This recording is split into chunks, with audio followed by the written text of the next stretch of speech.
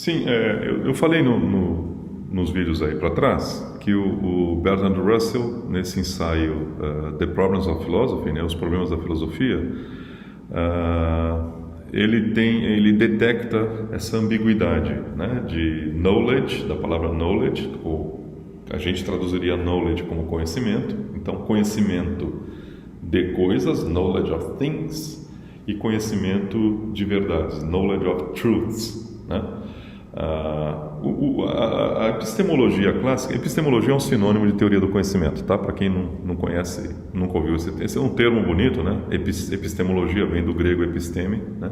E logos, né? Logia, que significa o discurso, a teoria. Então, a teoria da episteme, teoria do conhecimento é a mesma coisa. Nesse curso aqui eu vou falar indistintamente de epistemologia e teoria do conhecimento, tá? Para mim é a mesma coisa. Fechando parênteses, o Russell, nesse ensaio The Problems of Philosophy, que é um ensaio, o espírito dele é muito parecido com o ensaio de Descartes, que vocês vão ler, que nós vamos ler, não o ensaio todo de Descartes, vamos ler os capítulos centrais que nos interessam aqui. O Russell tenta fazer uma coisa muito parecida com o que o Descartes fez, que é uma espécie de tentar descobrir quais são os fundamentos do conhecimento no seguinte sentido: quais são os itens dos quais eu posso estar mais absolutamente seguro, né, de que eu conheço de fato, né, e a partir daí começar a reconstruir tudo aquilo que eu acho que eu conheço a partir desses itens seguros, né, por um processo dedutivo, de tal forma que o conhecimento agora reestruturado, ele é absolutamente seguro porque ele é fundamentado em coisas das quais eu tenho completa certeza de que eu conheço sem nenhuma dúvida, né? E o Russell começa a procurar quais são as coisas das quais eu tenho certeza absoluta, né? Certeza absoluta. Eu sei que eu conheço aquilo, né? Então, eu estou mencionando isso para dizer o seguinte, que embora o Russell fale de knowledge of things e knowledge of truths, ele vai basear o conhecimento das verdades, knowledge of truths, ele acha que o fundamento disso, ou a origem do conhecimento das verdades é o conhecimento das coisas. Olha que coisa curiosa. Eu primeiro apresentei uma distinção para dizer, olha, são duas coisas muito diferentes, né? Só que para o Russell, que é um dos grandes pensadores da área, ele acha que o fundamento das verdades... O Russell, nesse ensaio, se você for procurar, se você for estudar esse ensaio, que é um ensaio de 1912, o Russell é conhecido por ser um filósofo que mudou de opinião várias vezes, tá? Isso não é ruim em filosofia, isso é bom, a pessoa mudar de opinião, desde que ela tenha, como eu disse, ela tenha bons argumentos, boas razões para mudar de opinião.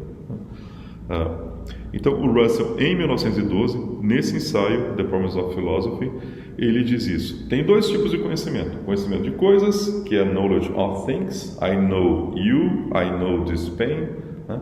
E existe o conhecimento de verdades. Né? I know that, blá, blá, blá. I know that the earth is round. Né? Eu sei que a Terra é redonda. Só que ele vê, embora sejam dois tipos de relação, ele vê essa aqui, o conhecimento de verdades, como fundamentado no conhecimento de coisas, né? Coisa muito interessante, né? Esse livro é maravilhoso, que o Russell é um livro maravilhoso, muito fácil de ler, muito interessante. É que ele acha que o conhecimento de verdades, você chega ao conhecimento de verdades com certos elementos, né? Certos elementos. Que elementos são esses? São particulares, objetos particulares e propriedades, né? Propriedades universais, relações, dos quais, tanto de particulares quanto de universais e relações, você tem, em primeiro lugar, conhecimento nesse sentido aqui. Você tem contato, seu intelecto tem contato com particulares, seu intelecto tem contato com relações, portanto, knowledge, no primeiro sentido, knowledge of things, tá? E esse knowledge of things possibilita ou fundamenta, quer dizer, o que o seu intelecto faz? Seu intelecto cola as coisas que você tem conhecimento no primeiro sentido, conhecimento no sentido de coisas, seu intelecto cola isso e produz, aí você enxerga uma proposição na sua frente. E ao enxergar uma proposição na sua frente e ao crer nessa proposição, você está tendo conhecimento de verdades. Tá? Bom, essa digressão está um pouquinho longa, não é essencial, mas é interessante ter clareza com relação a isso. Tá? Que conhecimento, nós falamos de conhecimento em dois sentidos. Tá? Conhecimento no sentido de, é um contato que o meu intelecto tem com qualquer coisa. Tá? Eu posso conhecer qualquer coisa. Agora, conhecimento no sentido clássico, no sentido de Platão, é conhecimento de verdades. Portanto, só pode ser de um tipo muito especial de coisa, que dá uns vídeos aí para trás, nós falamos, que coisa é essa? Nós falamos, deve ser sentença, porque só sentença é que é verdadeira ou falsa. Depois nós reformulamos isso aí e falamos, não é bem sentença, e sim proposições, né? Conteúdos de sentenças, tá certo? Então nós vamos nos concentrar nisso, né?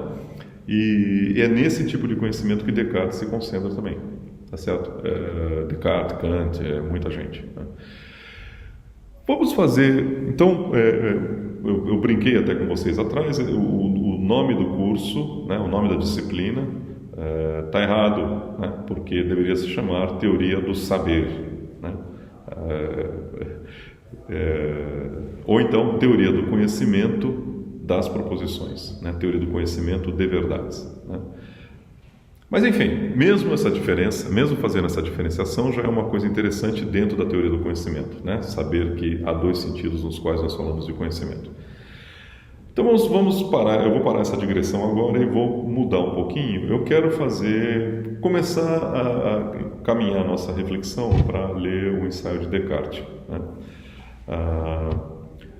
Descartes se preocupou, em algum momento ele se preocupou, quer dizer, ele se deu, é uma coisa maravilhosa esse ensaio dele, e ele diz, olha, eu me dei conta, em algum momento eu me dei conta que muitas coisas que eu achava que eu conhecia, que coisas? Bom, no caso são proposições, né? Muitas coisas que eu achava que eu conhecia, ou seja, que eu sabia, eu fui depois me dar conta que eu não sabia, tá? Isso acontece com qualquer pessoa normal. Você acha que você sabe certas coisas, né? E depois se dá conta que não, estava errado. O que você achava que sabia, você tem que desconsiderar como sabendo.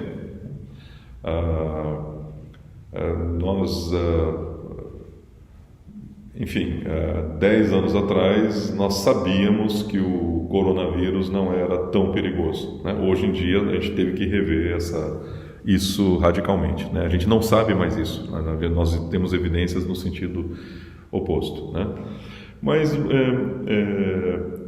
isso, por exemplo, eu também, quando eu era garoto, quando eu estava no colegial, antes de vir para a faculdade, eu achava que eu sabia muita coisa, né? Sabia muita coisa, sabia matemática, sabia história, sabia etc, etc. Depois que eu entrei na universidade, aquilo começou caiu que nem ruiu. Fui me dando conta progressivamente que eu não sabia quase nada, eu sabia muito pouco, né? E quanto mais passa o tempo, menos eu sei, tá? Mas Descartes se deu conta que havia um número muito grande de coisas que ele achava que sabia, e depois, com o tempo, foi se convencendo que não sabia, na verdade, né? Que a crença que ele tinha estava equivocada, né? Então, ele se pergunta, será que existe algum ponto seguro, alguma coisa que eu sei e que eu possa dizer que eu sei com certeza absoluta, que isso é indubitável, é um conhecimento de fato? Então, antes de passar para Descartes, vamos fazer um pequeno inventário de coisas que nós achamos que nós sabemos. Eu estou falando nós, porque estou aqui no exercício conjunto, né? Vocês comigo ao mesmo tempo. Por exemplo, eu acho que eu sei várias coisas sobre o que eu estou percebendo agora. Eu acho que eu sei que tem uma superfície azul aqui atrás de mim, né? Eu acho que eu sei que tem uma superfície bege aqui. Eu acho que eu sei que tem um computador na minha frente, né? Eu acho que eu sei que não está fazendo frio hoje, porque senão não estaria de camiseta. São coisas que eu acho que eu sei, por quê? Porque os sentidos, os dados dos sentidos estão me transmitindo essa informação. Então são itens do conhecimento que eu tenho baseado nos dados dos meus sentidos, né? Eu sei essas coisas todas, mas elas são altamente falíveis. São altamente falíveis por quê? Porque os dados dos meus sentidos são falíveis, né? Eu estou vendo aqui uma superfície azul, mas é muito fácil de imaginar uma situação em que alguém está projetando uma luz azul ali numa parede que na verdade é branca, né? Então eu sei que eu acho que eu sei que tem uma parede azul ali, mas esse conhecimento é muito digamos assim, ele é muito frágil num certo sentido, né? Olha aqui, eu acho que essa parede aqui, ela é bege aqui e tem uma mudança de cor, que ela ficou mais escura aqui. Eu acho isso. Se eu for dizer que eu sei isso, mas evidentemente você sabe que essa parte mais escura aqui, não é que a parede ela muda de cor, é que há um efeito da luz que está batendo na parede, né? Mas suponha que eu não estivesse pensando na luz, então eu poderia dizer, não, eu sei que essa parede tem duas cores, né? O conhecimento é falho. Por quê? Porque ele está baseado numa impressão dos sentidos e é muito fácil de imaginar que eu estou sendo enganado pelos sentidos, né?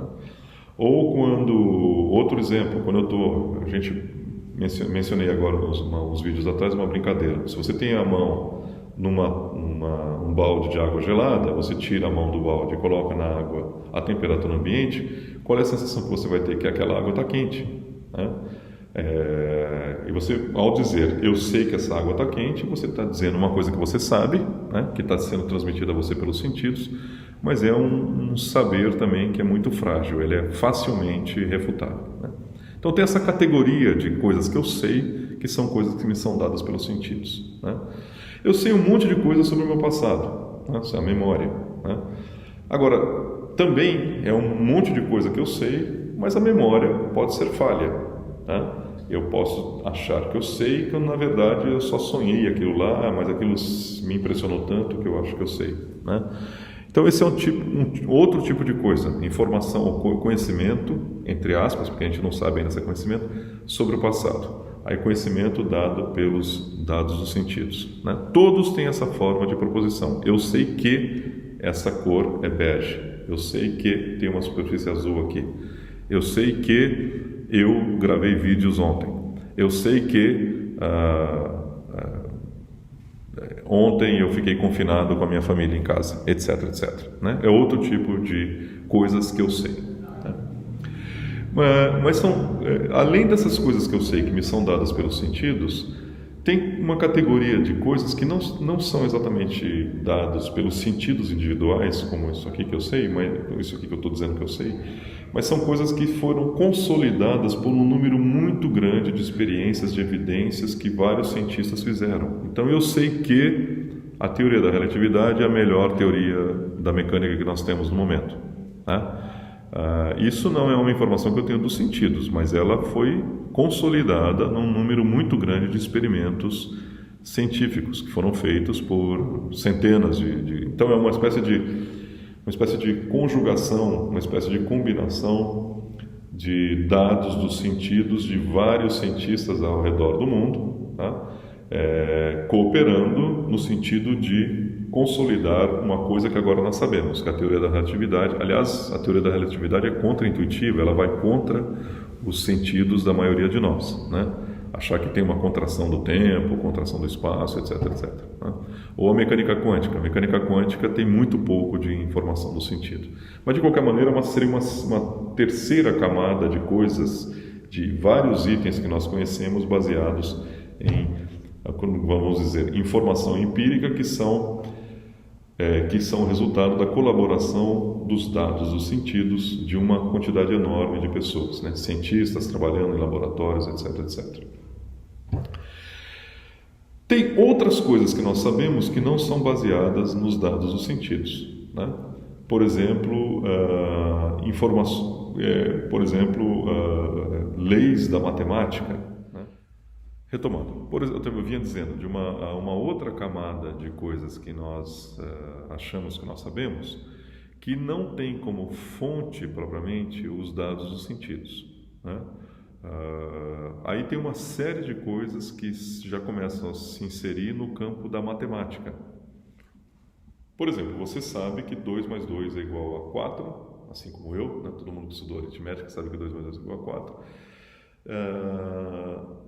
É claro que se você colocar 2 pedrinhas na sua frente e outras 2 pedrinhas e contar, você vai ver 4 pedrinhas. Então alguém pode dizer, olha só, 2 mais 2 é igual a 4, isso é o resultado de uma impressão sensória, o resultado de uma experiência que os meus sentidos estão me transmitindo.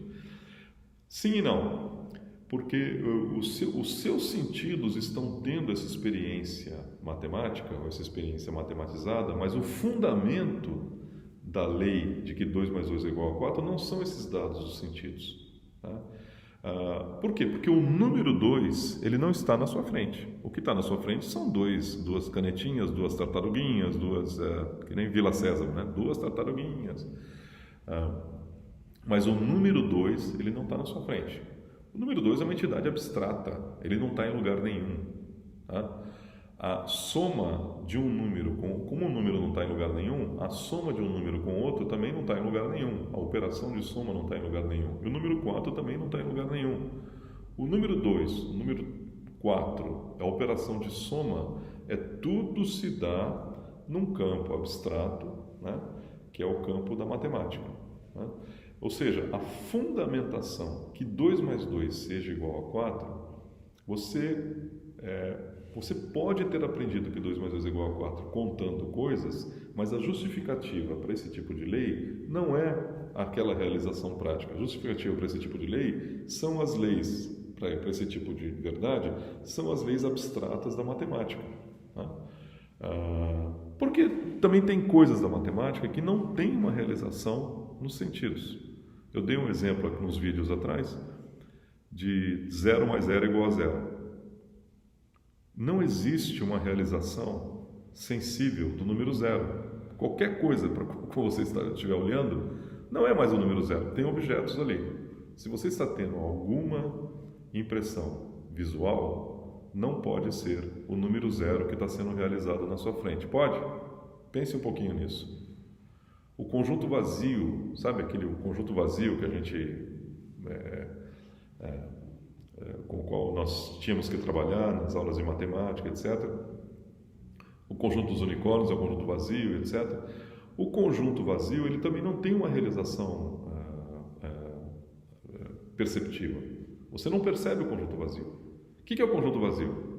O conjunto vazio é uma abstração, é uma entidade abstrata. Você fala de um conjunto abstrato. Tá? Aliás, conjunto. Vocês estão me vendo aqui, vocês estão tendo uma experiência sensível, né? Um dado do sentido de uma pessoa falando pra caramba na sua frente, tá certo? Pensa agora no conjunto que só tem essa pessoa como elemento, ou seja, o conjunto unitário. Você está vendo o conjunto? Você não está vendo o conjunto, você está vendo a pessoa, exatamente o mesmo indivíduo. O objeto que está na sua frente não mudou. Né? Você não está vendo o conjunto.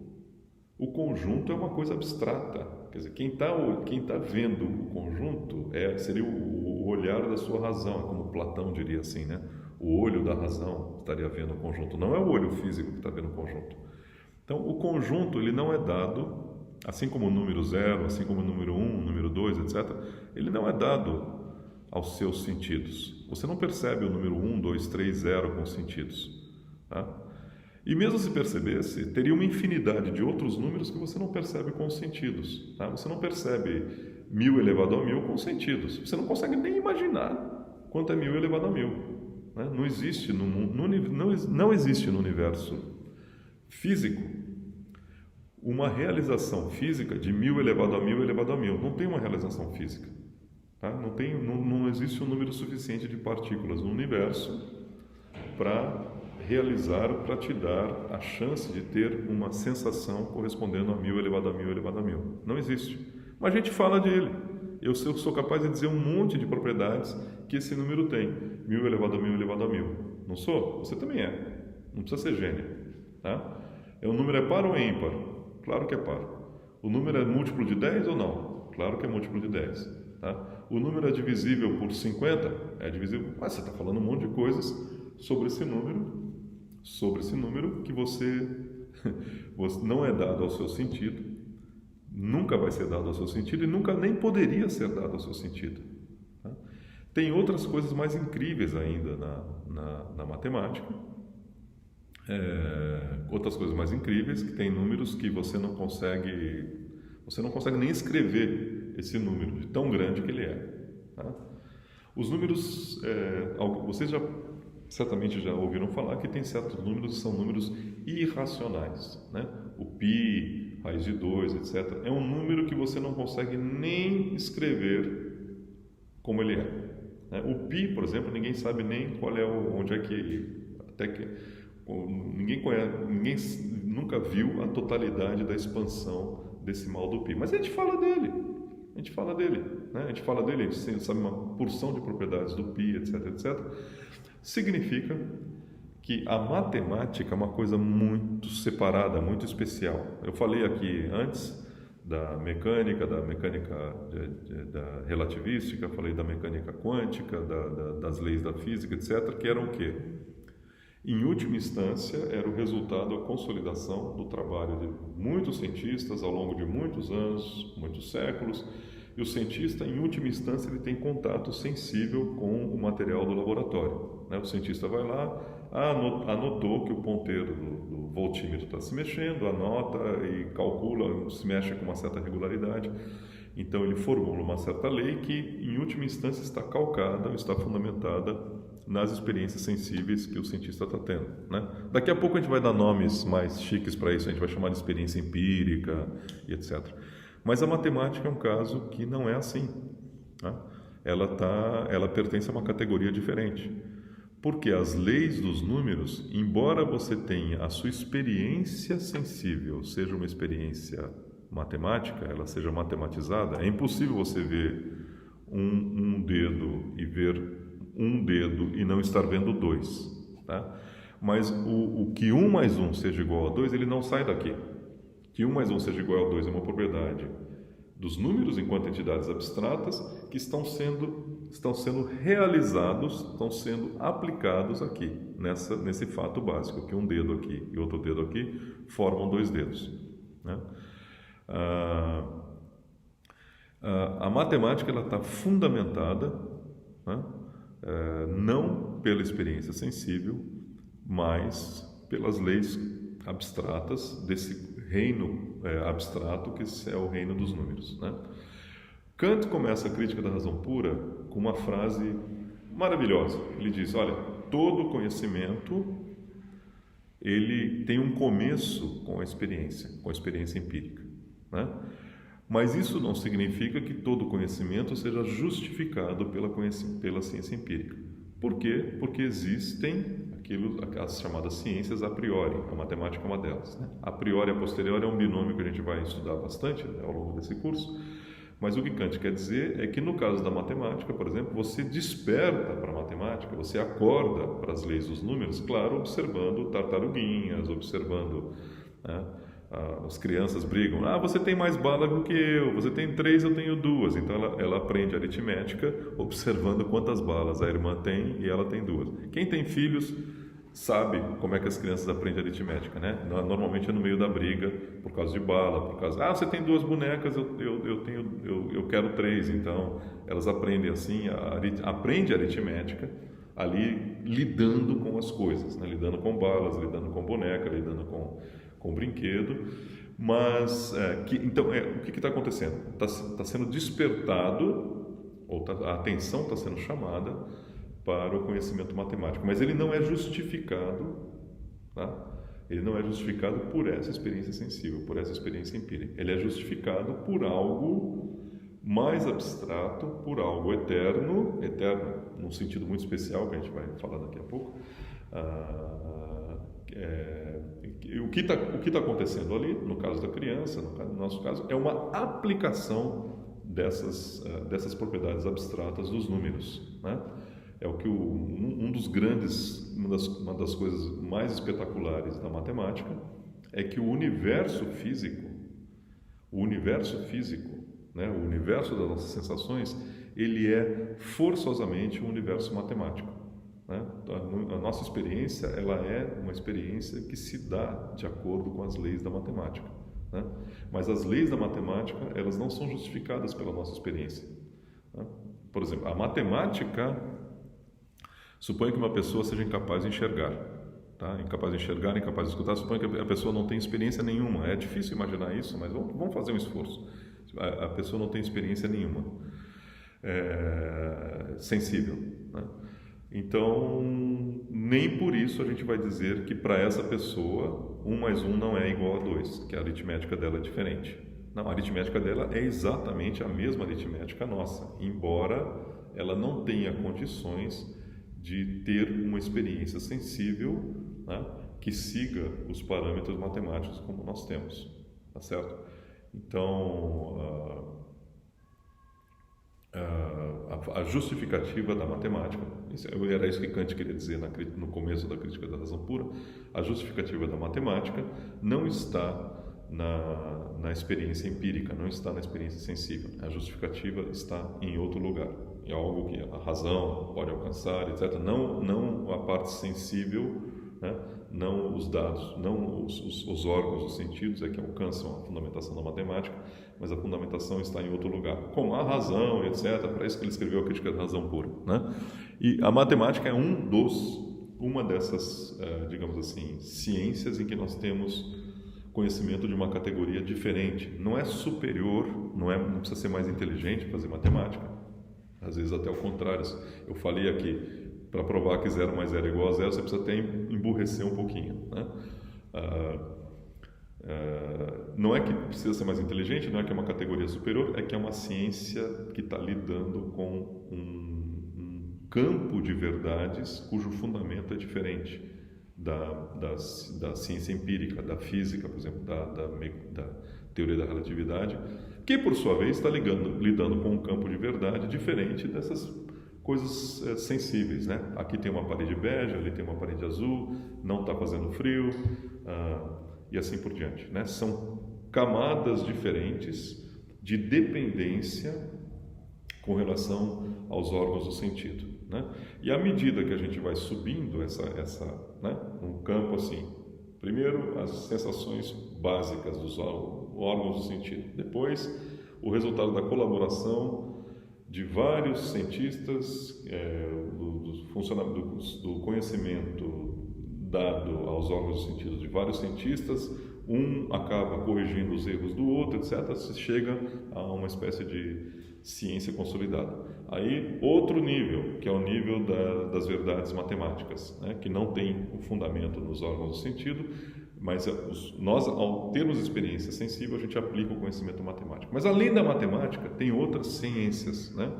Se considera, por exemplo, classicamente se considera que a lógica diz respeito a esse terceiro nível também. É um nível que não tem a ver não tem um fundamento na experiência sensível, não tem um fundamento nos órgãos do sentido, e sim tem um fundamento na natureza da razão, por exemplo, né?